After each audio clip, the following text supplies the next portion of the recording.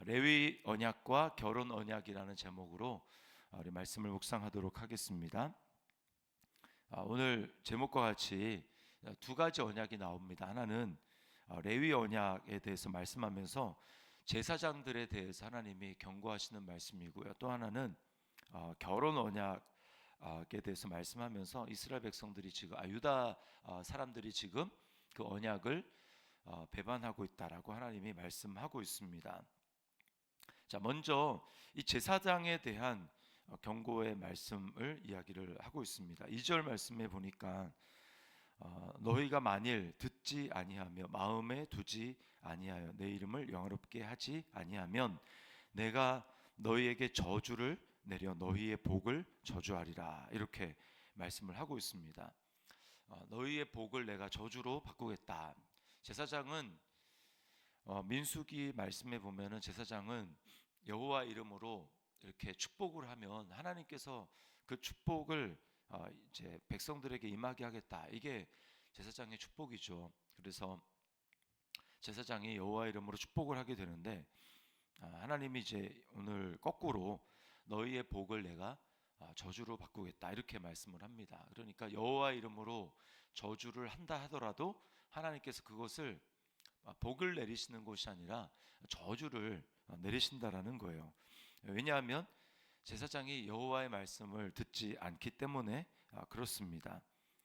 그러면서 하나님이 제사장들에게 원래 레위 언약을 세웠다라고 이렇게 이야기하고 계십니다.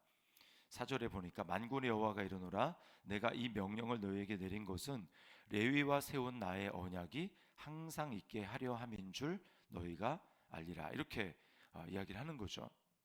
이 레위 언약에 대해서 하나님이 말씀하신 게 언제냐면 이스라엘 백성들이 이제 광야 한 38년 생활을 끝내고 이제 다시 가나안 땅을 향해서 이제 나아갈 때 그들이 에돔도 지나가고 또 이렇게 모압 근처로 왔을 때 모압 이제 왕 발락이라고 하는 사람이 이제 두려우니까 발람이라는 선지자를 이제 돈을 주고 매수를 해서 이스라엘 백성들을 좀 저주를 해달라, 이렇게 이야기를 하지 않습니까?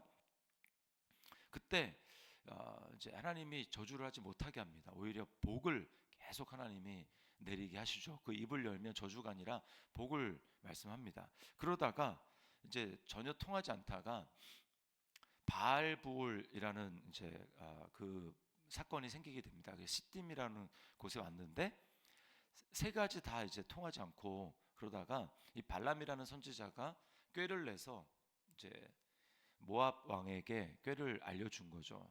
그래서 그들이 어떻게 하냐면 이스라엘 백성들을 이제 자기들의 잔치에 초대를 합니다. 근데 그들의 잔치는 전부 다 사실은 우상과 함께하는 거죠. 그래서 먹고 마시고 모압의 여인들과 음행을 합니다. 근데 거기서 그치는 것이 아니라 더 나아가서 그 모압의 신들에게 절을 하게 됩니다. 이게 이제 발람 선지자의 계략이었어요.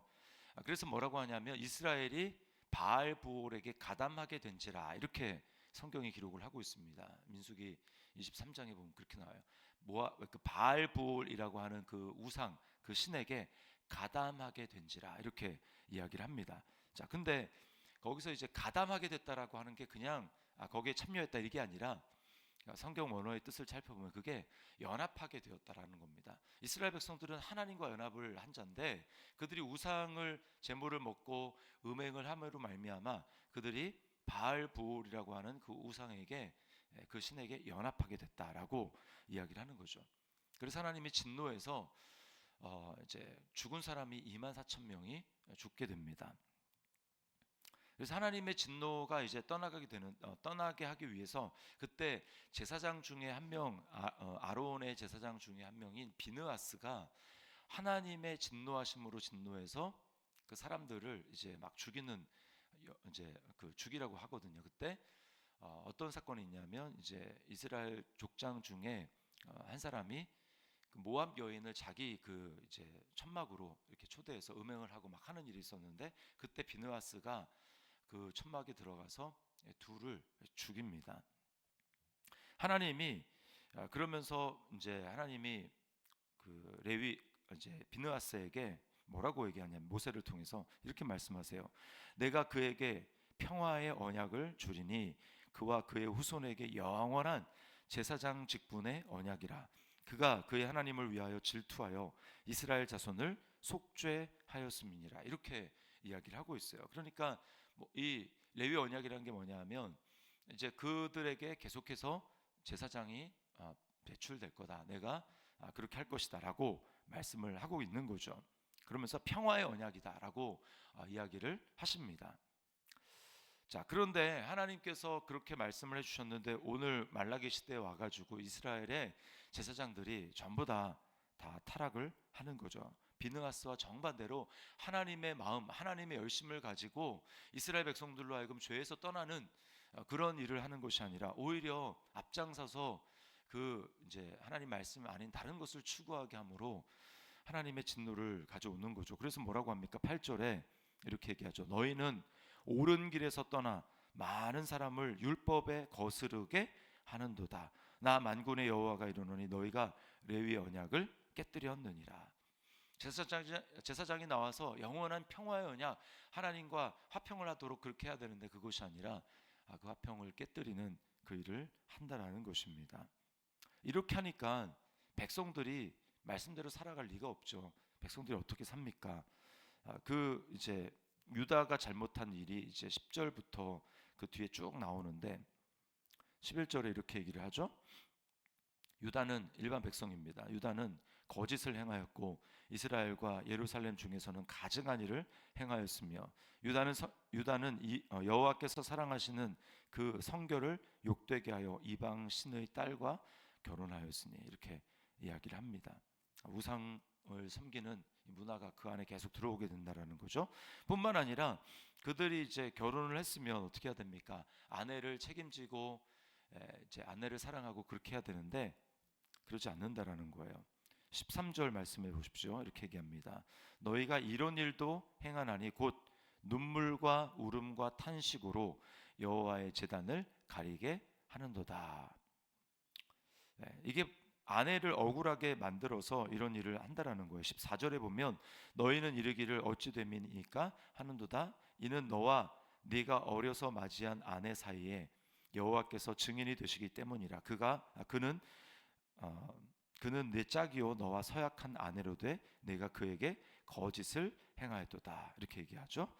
거짓을 행했다. 그리고 16절에 그 거짓이 뭔지 정확하게 말합니다.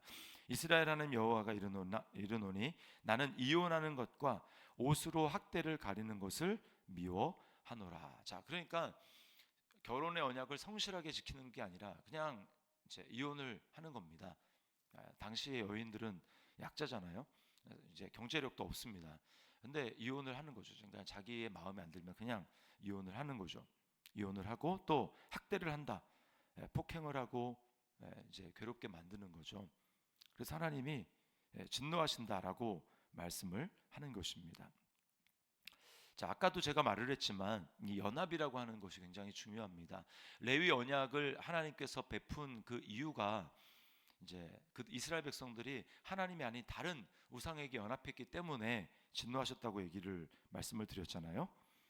자, 우상과 연합한 그들을 통해서 하나님이 진짜 원하시는 것은 너희는 나와 연합해야 된다라고 하는 것입니다. 그리고요, 이 레위라고 하는 이 말 자체가 연합이라고 하는 뜻이에요. 연합. 이 야곱의 두 아내가 있었잖아요. 그 중에 레위는 이 첫째 레아에게서 난 아들입니다. 근데 레아가 왜 계속 자녀를 낳냐면 남편인 이 야곱이 자기 일이 아닌 동생 이제 라헬을 사랑하니까. 그래서 아들을 계속 낳는데 셋째 아들을 낳으면서 이제 그가 나와 연합하리로다. 이제는 이제 나와 함께 살 거다. 이런 의미에서 이름을 지은 게 레위거든요. 그리고 그 레위를 통해서 제사장들이 이렇게 나왔습니다. 그런데 하나님은 레위를 통해서 레위 자손에게서 난 제사장을 통해서 율법을 가르치고 그래서 여호와 하나님과 연합하기를 바랬지만 사실은 우리가 구약을 전체 말라기까지 왔지만 그런 일은 일어나지 않습니다. 그것을 통해서 하나님 우리에게 말씀하는 건 뭐냐면 진짜 하나님과 연합하도록 만드는 진정한 레위, 하나님과의 진정한 연합을 가져오는 사람은 그 일을 가능하게 한 사람은 진정한 레위가 되시는, 하나님과의 레위가 되시는 예수 그리스도를 통해서 가능하다라는 거죠.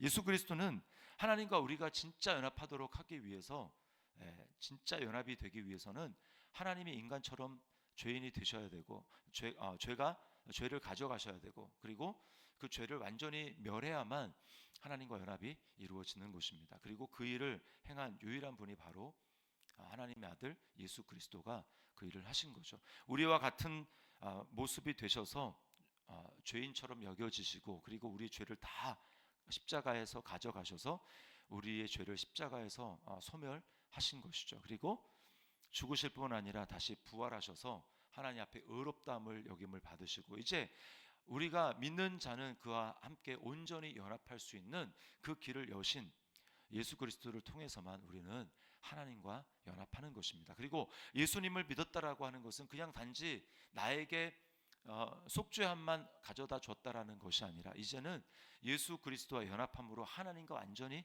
하나가 되었다라는 거예요. 이게 바로 예수 그리스도의 몸이 되었다라고 하는 교회의 비밀인 것입니다. 이게 하나님의 계획인 거죠. 그래서 이제 다시 오늘 레위 언약과 결혼 언약을 다시 우리가 예수 그리스도 안에서 다시 이렇게 바라보게 될 때 어떻습니까?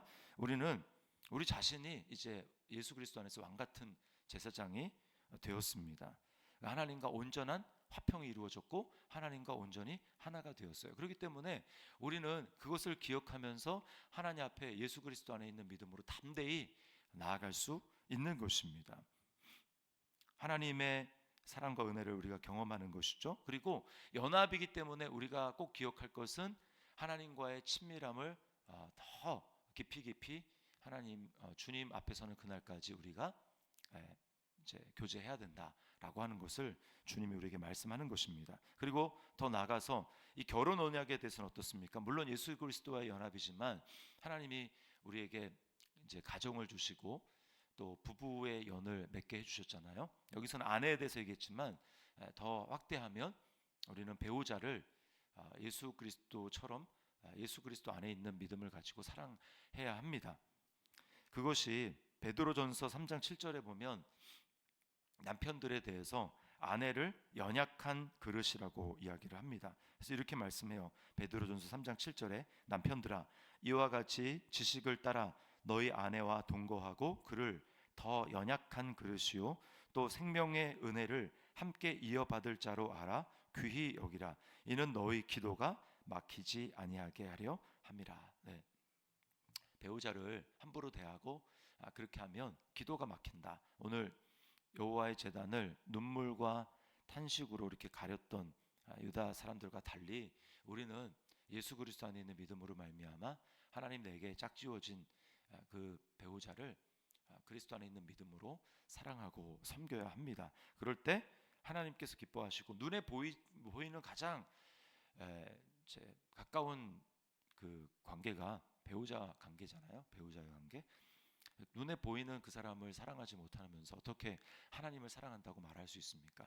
우리가 하나님이 내게 맡겨주신 또 두 개 옆에 두신 그 배우자를 정말 진리 안에서 예수 그리스도 안에 있는 믿음으로 사랑하며 섬김으로 오늘 하나님께서 기뻐하시는 뜻을 이루며 나아가는 우리 저와 여러분의 삶이 될 수 있기를 주님의 이름으로 축원합니다.